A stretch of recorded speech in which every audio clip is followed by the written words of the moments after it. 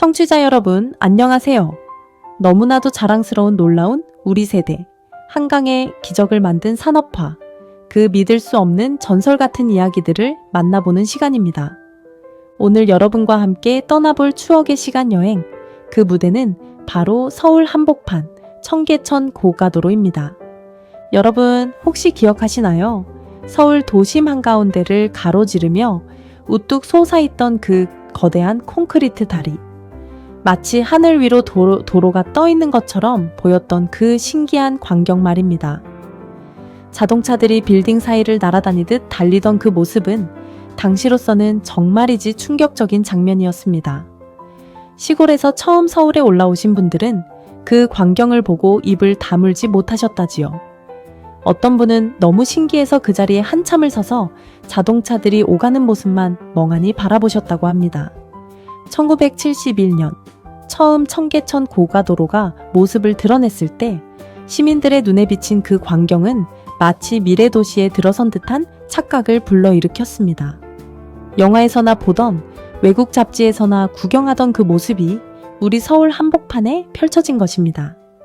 그것은 단순한 다리가 아니라 우리도 이제 잘 사는 나라가 될 수 있다는 희망의 상징이었습니다.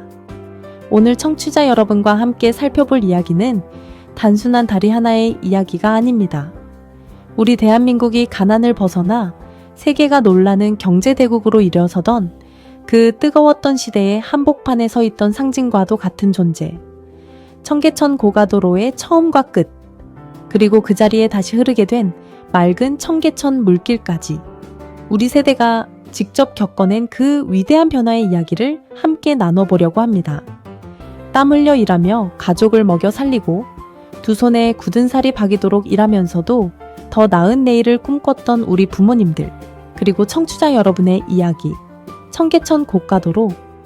위를 달리던 그 자동차 한 대 한 대에는 우리들의 꿈과 희망이 함께 실려 있었습니다. 그 이야기를 오늘 한 자락 한 자락 정성스레 풀어드리려고 합니다. 여러분, 본격적인 이야기를 시작하기에 앞서 작은 부탁 하나 드려도 될까요? 세계가 놀라는 대한민국, 그 위대한 나라의 초석을 다지신 분이 바로 청취자 여러분이십니다. 가난한 나라를 일으켜 세우신 너무나도 자랑스러운 우리 세대를 응원하는 마음으로 화면 아래에 있는 좋아요 단추, 그리고 구독 단추를 꼭 눌러주시기를 부탁드립니다. 여러분의 작은 손길 하나가 더 많은 어르신들께 우리의 자랑스러운 이야기를 전해드릴 수 있는 큰 힘이 됩니다. 정말 감사합니다. 자, 그럼 이제 본격적으로 청계천 고가도로의 이야기 속으로 함께 떠나보겠습니다. 여러분, 이야기를 제대로 시작하려면 우리는 시간을 한참 거슬러 올라가야 합니다. 청계천 고가도로가 세워지기 훨씬 전, 그러니까 광복 직후, 그리고 한국전쟁이 끝난 직후의 청계천 모습을 먼저 떠올려 봐야 합니다. 1950년대 청계천은 어떤 모습이었을까요? 아마 청취자 여러분 중에서도 그 시절 청계천변에서 어린 시절을 보내신 분, 혹은 그곳을 지나다니셨던 분들이 많이 계실 겁니다. 눈을 감으면 그 풍경이 그대로 떠오르시지요? 당시 청계천은 말이 좋아 시냇물이지 사실은 서울 도심을 가로지르는 거대한 시궁창이나 다름없었습니다. 한국전쟁이 끝난 직후 갈 곳 없는 피난민들이 청계천 양쪽 둑을 따라 판잣집을 짓고 살기 시작했습니다. 나무 판자, 양철 조각, 가마니 같은 것들을 얼기설기 엮어 만든 그 집들이 청계천변을 빼곡하게 메웠지요. 어떤 집은 아예 시냇물 위로 기둥을 박고 그 위에 집을 지어 비가 오면 집 마룻바닥 아래로 흙탕물이 콸콸 흐르는 그런 아슬아슬한 모습이었습니다. 가난한 사람들이 모여 살던 그곳에서는 변변한 하수도 시설이 없었습니다. 사람들이 쓰고 버리는 모든 더러운 물이 그대로 청계천으로 흘러 들어갔습니다. 빨래며 설거지물이며 심지어 그보다 더한 것들까지도 말이지요. 비가 오는 날이면 그 악취는 이루 말할 수 없을 정도였다고 합니다. 코를 막지 않고는 그 근처를 지나다닐 수 없었지요. 여름이 되면 모기가 새까맣게 들끓었고 파리떼가 윙윙거리며 날아다녔습니다. 전염병이 돌기라도 하는 날에는 그 일대 주민들은 두려움에 떨어야 했습니다. 그런데도 갈 곳 없는 사람들은 그곳을 떠나지 못했습니다. 서울 도심에서 일자리를 구해야 했고 시장에 나가 작은 장사라도 해야 했으니까요. 자식들에게 따뜻한 밥 한 그릇이라도 더 먹이려면 그곳을 떠날 수가 없었던 것입니다. 여러분, 그때 그 시절의 모습이 눈앞에 그려지시나요? 어린 자식들의 손을 잡고 그 좁은 판잣집에서 새벽같이 일어나 시장으로, 공장으로, 일터로 향하던 우리네 부모님들의 모습이 말입니다. 콩나물 한 봉지, 두부 반 모를 싸와서 식구 7, 8이 둘러앉아 나눠 먹던 그 시절. 그래도 가족이 함께 있다는 것 하나로 행복했던 그 시절이었지요. 1958년 정부는 더 이상 이대로는 안 되겠다는 결정을 내렸습니다. 청계천 위에 거대한 콘크리트 뚜껑을 덮어버리기로 한 것이지요. 그러니까 시냇물을 그대로 둘 수 없으니 위에 도로를 깔아 가려버리자는 발상이었습니다. 이것이 바로 우리가 흔히 말하는 청계천 복개공사입니다. 복개라는 말이 좀 어렵게 들리실 수도 있겠습니다. 한자말로 다시 복제 덮을 계자를 써서 덮는다는 뜻입니다. 쉽게 말해서 시냇물 위에 뚜껑을 덮어버리는 공사라고 생각하시면 됩니다. 흙탕물이 흐르는 시냇물 위에 두꺼운 콘크리트 판을 깔고 그 위에 도로를 만든 것이지요. 1958년에 시작된 이 청계천 복개 공사는 자그마치 12년이 넘게 걸렸습니다. 그 긴 세월 동안 청계천 변의 판잣집들은 하나둘 헐려나갔고 그 자리에는 든든한 콘크리트 도로가 들어섰습니다. 판잣집을 잃은 사람들은 또 어디로 갔을까요? 일부는 서울 외곽으로 밀려났고 일부는 새로 지어진 시민 아파트로 들어갔습니다. 그렇게 도시는 조금씩 모양을 갖춰가기 시작했습니다. 그리고 마침내 1970년경 청계천은 우리 눈에서 완전히 사라지고 그 위에는 넓은 도로가 자리 잡게 되었습니다. 한때 더러운 시궁창이라고 불리던 그 자리에 잘 닦인 도로가 펼쳐진 것이지요. 시민들은 그 모습을 보며 격세지감을 느꼈습니다. 자, 그런데 이야기는 여기서 끝이 아닙니다. 우리 청계천 고가도로의 진짜 이야기는 이제부터 시작입니다. 1960년대 후반, 우리나라는 그야말로 폭발적인 성장을 하고 있었습니다. 박정희 대통령께서 추진하신 경제개발 5개년 계획이 큰 성과를 내면서 농촌의 젊은이들이 일자리를 찾아 너도 나도 서울로 몰려들었습니다. 공장들이 우후죽순처럼 들어섰고 자동차도 빠르게 늘어났습니다. 한 해에 늘어나는 자동차 수가 그 전 10년 동안 늘어난 수보다 많을 정도였지요. 그런데 문제가 생겼습니다. 서울 도심의 도로가 너무 좁고 부족했던 것입니다. 동대문에서 광화문까지 그 짧은 거리를 차로 가는데도 1시간이 넘게 걸리는 일이 다반사였습니다. 출퇴근 시간이면 자동차들이 옴짝달싹 못하고 도로 위에 갇혀버리기 일쑤였지요. 운전기사분들은 핸들을 쥔 채로 한숨만 푹푹 내쉬셨고 그 안에 앉은 손님들은 시계만 자꾸 들여다보셨습니다. 그뿐만이 아니었습니다. 좁은 도로 위에 자동차, 사람, 손수레, 자전거, 심지어 짐을 실은 우마차까지 뒤엉켜 다녔으니 그 혼잡함은 이루 말할 수 없었지요. 사고도 잦았습니다. 짐을 가득 실은 트럭이 골목 모퉁이를 돌다가 좌판을 깔고 장사하던 할머니의 짐을 덮치는 일도 있었고 자전거를 타고 가던 청년이 자동차에 부딪혀 다치는 일도 비일비재했습니다. 당시 서울특별시장이셨던 김현옥 시장께서는 이 문제를 해결하기 위해 깊은 고민에 빠지셨습니다. 도로를 더 넓혀야 하는데 서울 도심에는 더 이상 넓힐 땅이 없었습니다. 양쪽으로 빌딩이 빽빽하게 들어서 있었으니까요. 길을 넓히려면 그 빌딩들을 헐어내야 하는데 그러면 또 막대한 보상금이 들어가야 했습니다. 한정된 예산으로는 도저히 풀 수 없는 숙제였지요.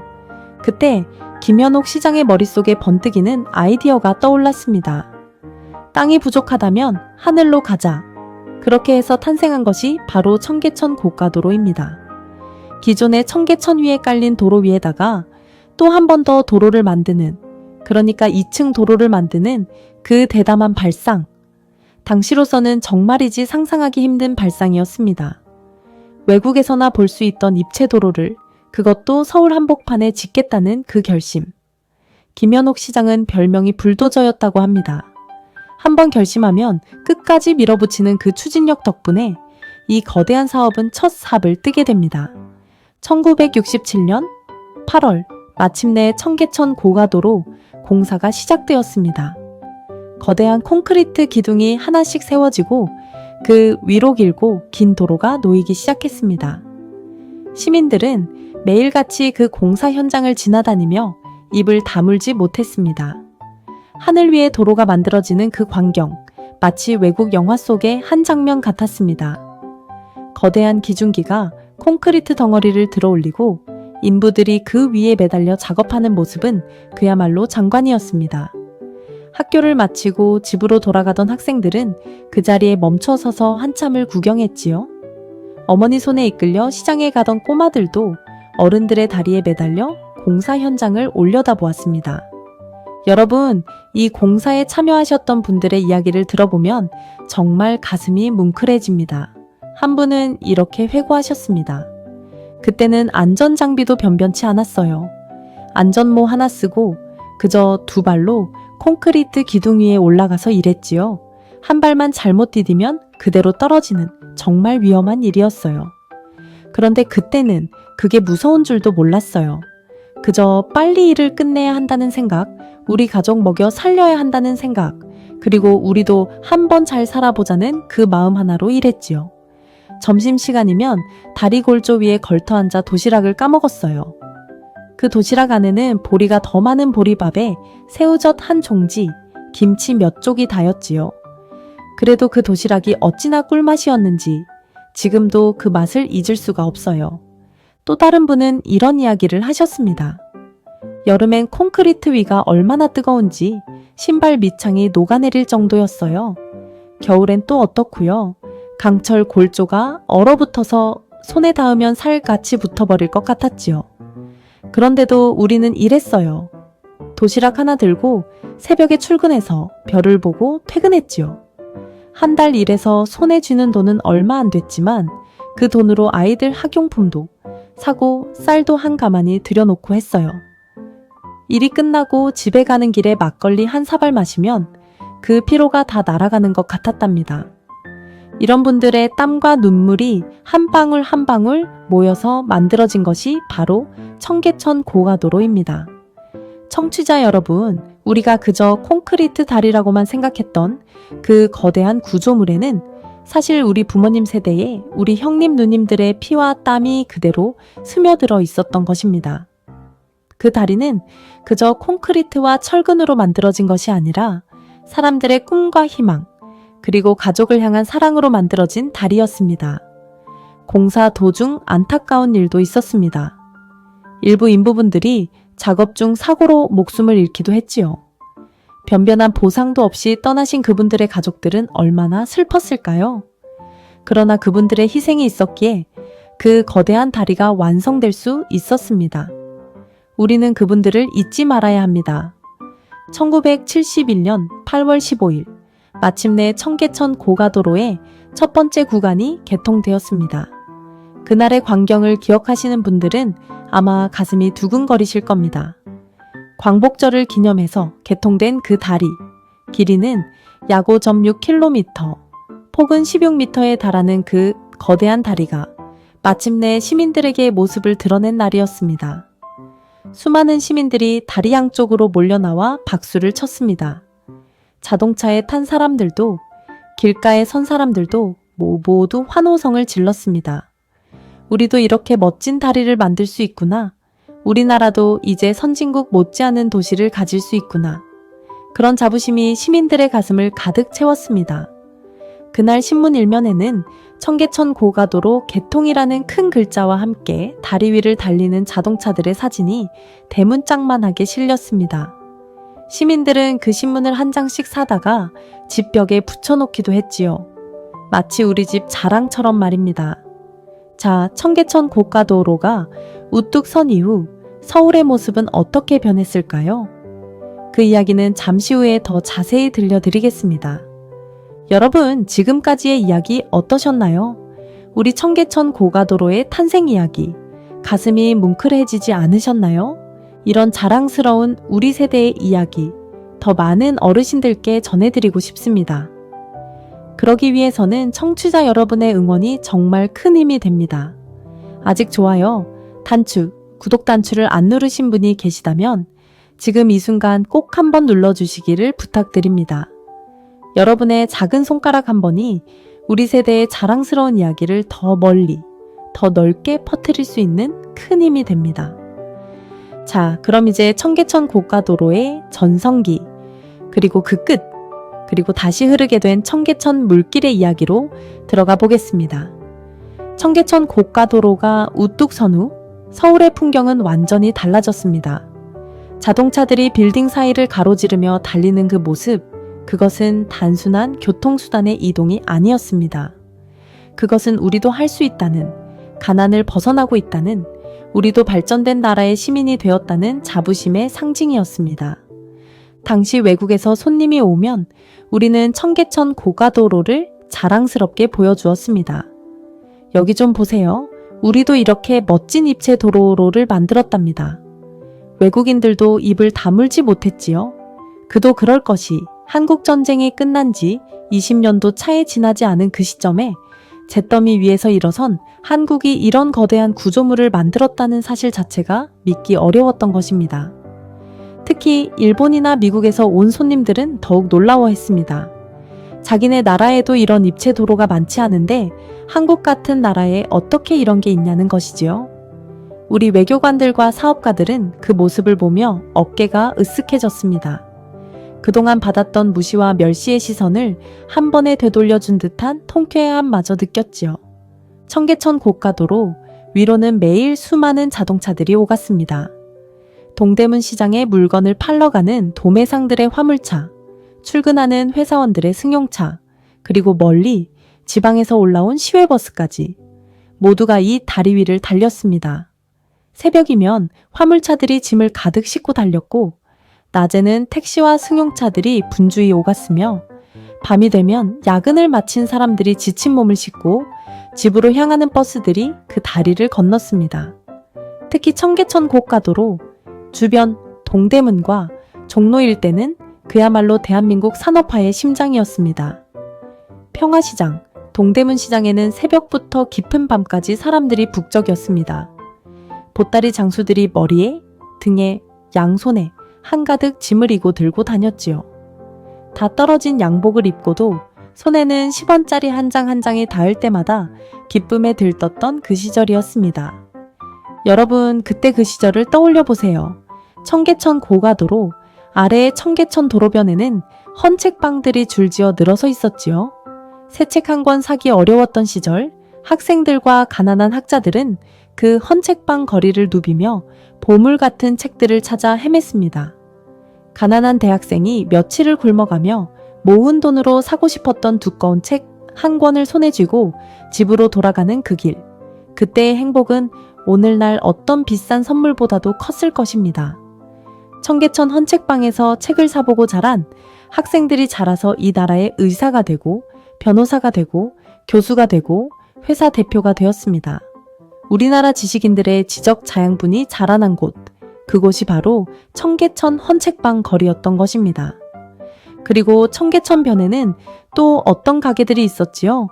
공구상가, 조명가게, 미신가게, 인쇄소, 작은 공장들, 손바닥만한 가게들이 빼곡하게 들어찬 그 골목들에서 우리나라의 산업이 한 걸음 한 걸음 자라났습니다. 청계천에서 안 만들어지는 게 없다는 말이 있었지요. 정말 그랬습니다. 작은 나사 하나부터 큰 기계 부품까지 청계천 일대에서는 못 만드는 것이 없었습니다. 손재주 좋은 우리네 형님들, 아저씨들이 그 좁은 가게에서 이것저것 뚝딱뚝딱 만들어내셨지요. 일본이나 독일에서 비싼 돈 주고 사와야 했던 기계 부품도 청계천에 가면 절반도 안 되는 가격에 구할 수 있었습니다. 심지어 외국에서 신무기를 들여와 분해해 보면 그 정밀한 부품을 청계천 장인들이 그대로 만들어낼 수 있을 정도였다고 합니다. 이런 손재주가 우리나라 제조업의 숨은 힘이 되었지요. 오늘날 우리나라가 자동차, 반도체, 조선 같은 분야에서 세계 인류가 된 그 뿌리에는 이 청계천 골목에 작은 공장들이 있었던 것입니다. 평화시장에서는 또 어떤 일들이 벌어졌습니까? 새벽부터 미싱 소리가 끊이지 않았습니다. 어린 여공들이 좁은 다락방 같은 작업장에서 옷을 만들었지요. 천장이 너무 낮아 허리도 제대로 펼 수 없는 그 환경에서 어린 누이들은 가족을 위해, 동생들의 학비를 위해 두 손이 부르트도록 일했습니다. 15, 16 어린 나이의 시골에서 올라와 평화시장 다락방에서 일하던 그 누이들. 한평 남짓한 공간에서 옷감을 자르고 꿰매며 하루 종일 미싱을 돌렸습니다. 화장실 갈 시간도 아까워 종일 참았던 그 누이들. 점심시간이면 작은 그릇에 담긴 라면 한 그릇으로 끼니를 때웠지요.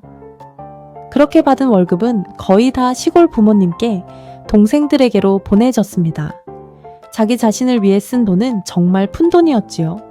그렇게 만들어진 옷들은 청계천 고가도로 위를 달리는 화물차에 실려 전국 곳곳으로, 그리고 멀리 외국으로까지 팔려나갔습니다. 우리나라가 세계 10대 무역국으로 우뚝 서기까지 그 든든한 디딤돌이 되어준 곳이 바로 이 청계천 일대였습니다. 청계천에서 만든 옷이 미국 백화점에, 일본 시장에, 유럽 매장에 진열되었습니다. 우리나라 메이드 인 코리아라는 이름표를 단 옷들이 세계 곳곳에서 팔렸지요. 청계천 고가도로는 단순한 도로가 아니었습니다. 그것은 대한민국 산업화의 동맥이었고 우리 경제의 핏줄이었습니다. 그 다리 위로 흐르던 자동차들은 곧 우리나라의 피와 같았던 것이지요. 또한 청계천 고가도로 아래에서는 또 다른 풍경이 펼쳐졌습니다. 그 거대한 다리의 그늘 아래 노점상들이 자리를 잡고 장사를 했지요.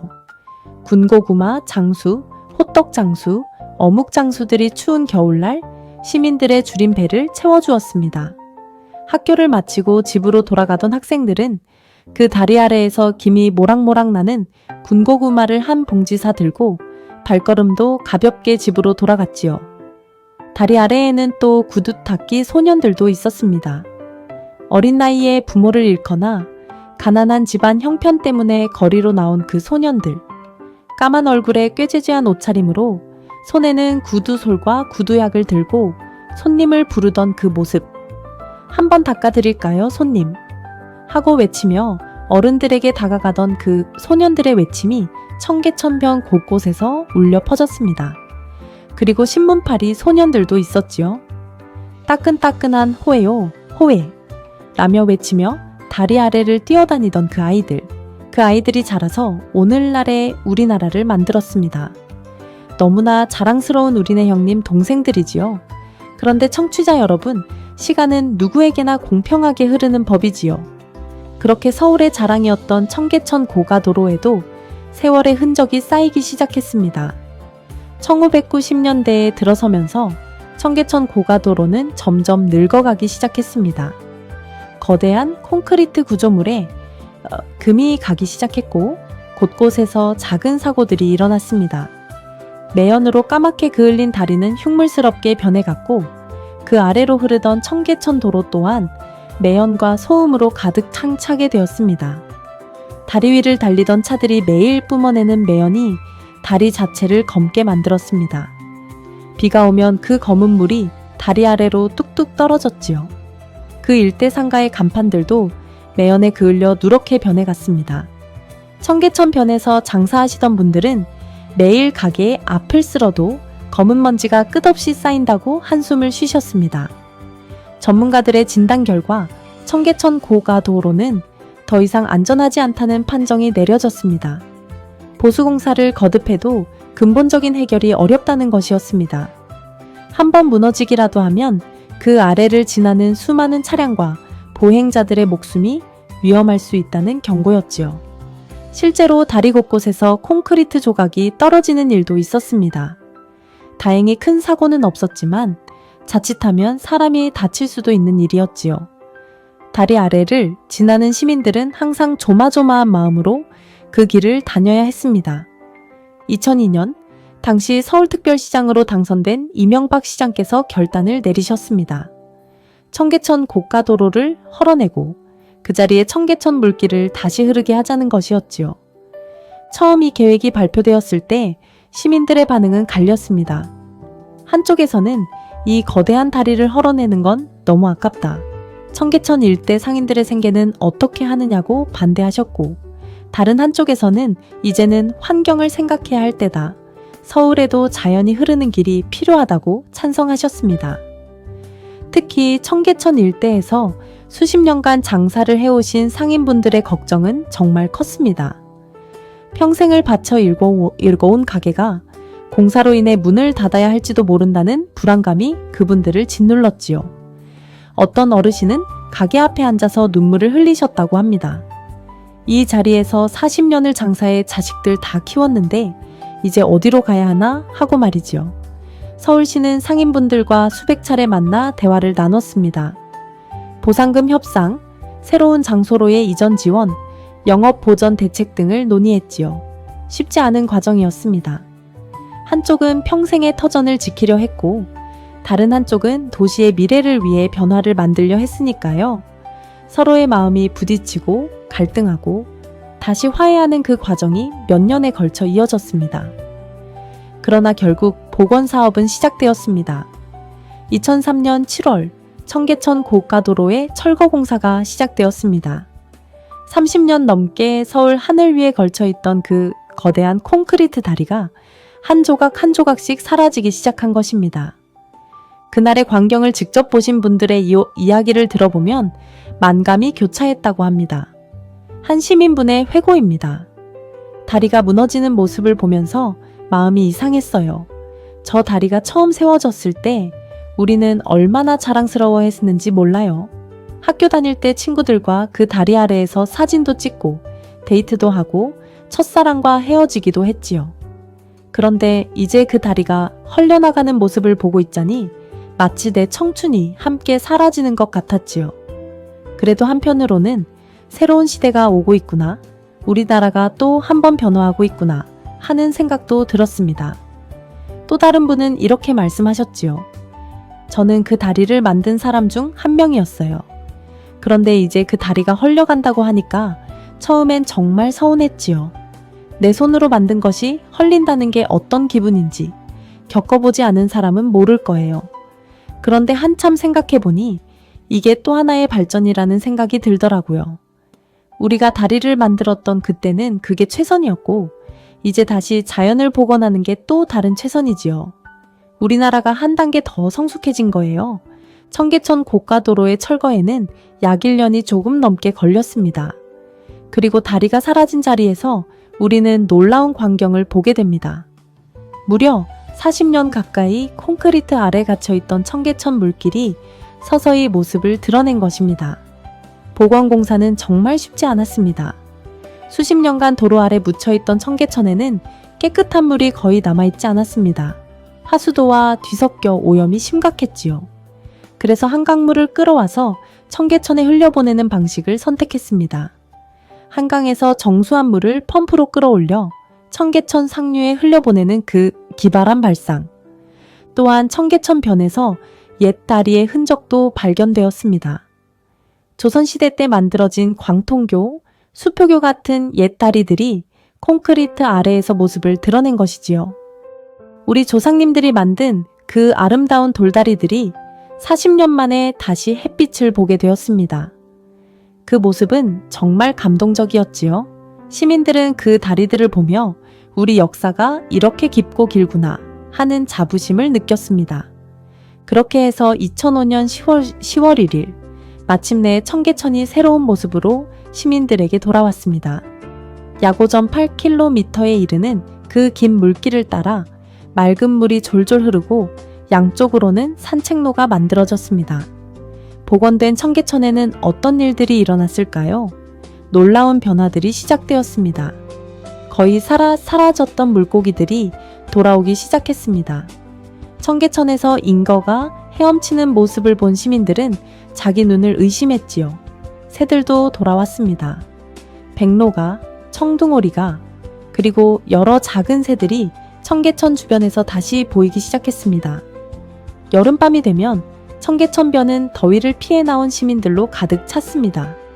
신발과 양말을 벗고 발을 담그는 어른들, 깔깔거리며 물장난을 치는 아이들. 매연과 소음으로 가득했던 그 거리가 어느새 시민들의 휴식처로 변한 것입니다. 청계천에 발을 담근 어르신은 이렇게 말씀하셨다지요. 평생을 이 동네에서 살았는데 이런 날이 올 줄은 정말 몰랐다. 옛날 이 자리에 더러운 시궁창이 있었는데 이제 이렇게 맑은 물이 흐르다니. 살아생전에 이런 모습을 볼 수 있어 정말 다행이다. 라고 말입니다. 청계천 복원 사업은 전 세계의 주목을 받았습니다.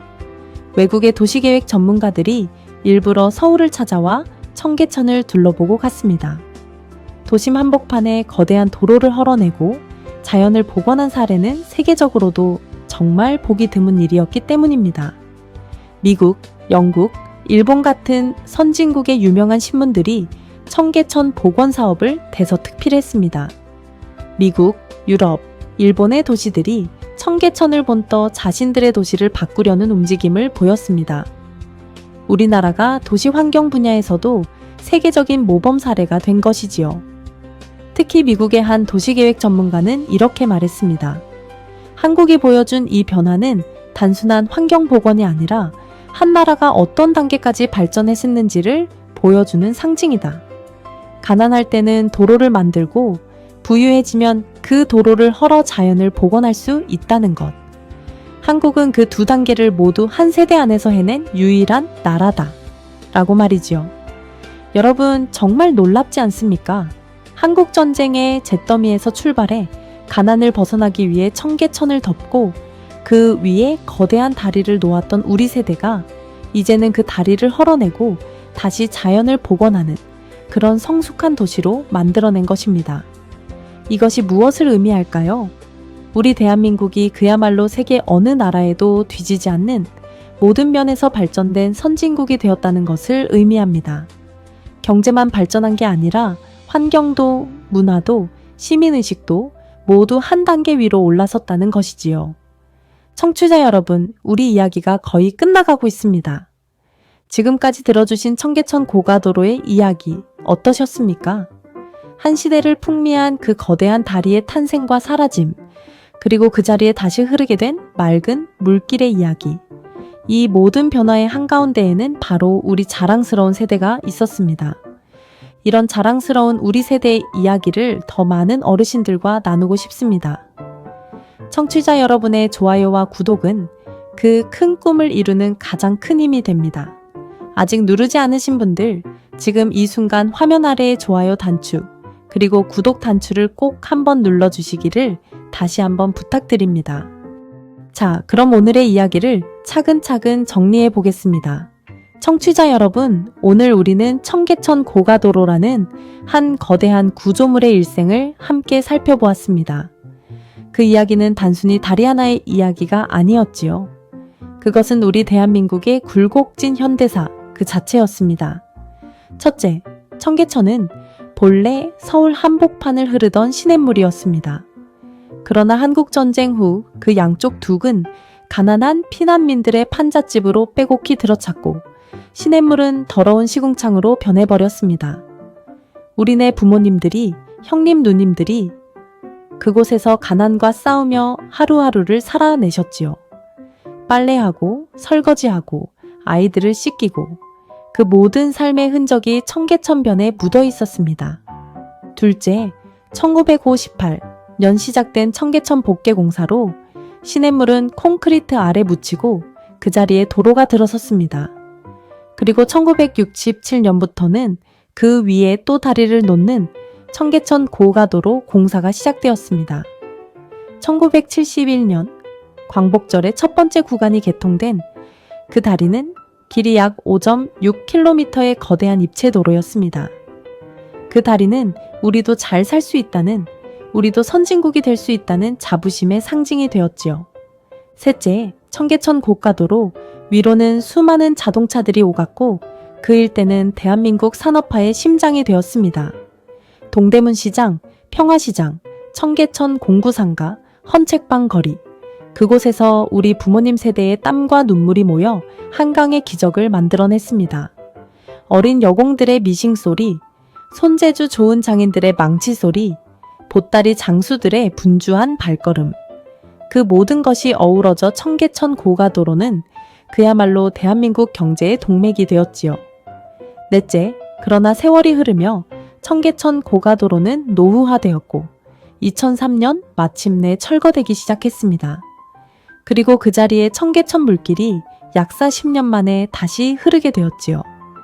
2005년 10월 1일 새로운 모습의 청계천이 시민들에게 돌아왔습니다. 콘크리트 아래에 묻혀있던 옛 돌다리들도 함께 모습을 드러냈고 사라졌던 물고기와 새들도 돌아왔습니다. 다섯째, 복원된 청계천은 시민들의 사랑을 받는 도심 속 자연공간이 되었고 전 세계의 주목을 받았습니다. 우리나라가 도시 환경 분야에서도 세계적인 모범 사례가 된 것입니다. 외국의 전문가들이 우리나라를 배우러 찾아오는 시대가 된 것이지요. 청취자 여러분, 이 모든 이야기 속에는 한 가지 분명한 진실이 있습니다. 그것은 바로 모든 변화의 한가운데에 우리 자랑스러운 세대가 있었다는 사실입니다. 가난을 벗어나기 위해 청계천을 덮은 것도 우리 세대였고, 거대한 고가도로를 세운 것도 우리 세대였으며, 그 다리를 헐어내고 다시 자연을 복원한 것도 우리 세대였습니다. 여러분이 살아오신 그 한평생이 곧 대한민국의 한평생이었던 것입니다. 청취자 여러분의 두 손에는 이 위대한 변화의 흔적이 그대로 남아 있습니다. 굳은 살이 박인 그 손, 주름진 그 얼굴, 그것이 바로 대한민국이 자랑스러워해야 할 진짜 보물입니다. 오늘의 청계천변을 거니는 젊은이들, 어린아이들은 어쩌면 이 모든 이야기를 모를 수도 있습니다. 그저 깨끗한 도심 속 산책로 정도로만 알고 있을지도 모르지요. 그러나 우리는 압니다. 그 자리에 어떤 이야기가 묻혀 있는지, 그 자리에서 어떤 사람들이 어떻게 살아왔는지를 말입니다. 그 자리에 흘렀던 우리네 부모님의 땀, 우리 형님 누님들의 눈물, 그리고 우리 세대의 꿈과 희망이 그곳에 모두 깃들어 있다는 사실을 말입니다. 청계천 고가도로는 사라졌지만 그 다리 위를 달렸던 우리 세대의 꿈과 희망은 사라지지 않았습니다. 그것은 지금도 우리 대한민국 곳곳에 살아 숨쉬고 있습니다. 세계 10대 경제대국, 정보통신 강국, 한류의 발원지. 이 모든 영광 뒤에는 청계천 고가도로 시대를 살아온 우리 세대의 헌신이 있었습니다. 여러분, 혹시 오랜만에 서울에 가실 일이 있으시거든 한번 청계천변을 천천히 거닐어 보시기를 권해드립니다. 맑은 물길 옆에 서서 잠시 눈을 감아보세요. 그러면 아마 들리실 것입니다. 옛날 그 자리를 달리던 자동차 소리, 평화시장에서 들려오던 미싱 소리, 헌책방 거리의 사람들 발소리, 군고구마 장수의 외치는 소리, 그 모든 소리들이 여러분의 마음속에 다시 살아날 것입니다. 그리고 그 모든 소리 속에 여러분 자신의 젊은 시절도 함께 살아 숨쉬고 있을 것입니다. 첫 직장에 가던 떨리는 발걸음, 첫 월급 봉투를 받아들고 부모님께 달려가던 그 길, 사랑하는 사람과 손을 잡고 걷던 그 거리, 그 모든 추억들이 청계천이라는 한 줄기 물길 속에 고스란히 담겨 있는 것이지요. 청취자 여러분, 부디 자부심을 가지셔도 좋습니다. 가슴을 펴고 어깨를 펴고 당당하게 사셔도 좋습니다. 여러분은 그럴 자격이 충분히 차고 넘치도록 있는 분들이십니다. 가난한 나라를 일으켜 세우신 분들, 세계가 우러러보는 대한민국을 만드신 분들, 우리네 자식들과 손주들에게 풍요로운 나라를 물려주신 분들, 그분들이 바로 청취자 여러분이십니다. 여러분이 계셨기에 오늘의 대한민국이 있고, 여러분이 흘리신 땀과 눈물이 있었기에 오늘 우리 손주들이 마음 놓고 학교를 다닐 수 있고 청계천변에서 산책할 수 있는 것입니다. 그 어떤 칭찬으로도 부족합니다. 그 어떤 보상으로도 충분치 않습니다. 그저 우리 후손들이, 그리고 후손의 후손들이 여러분의 그 위대한 헌신을 영원히 기억하기를 바랄 뿐입니다. 너무나도 자랑스러운 우리 세대의 땀과 눈물, 그 기적 같은 이야기들은 오늘도 계속됩니다. 청취자 여러분, 그럼 다음 시간에 또 뵙겠습니다.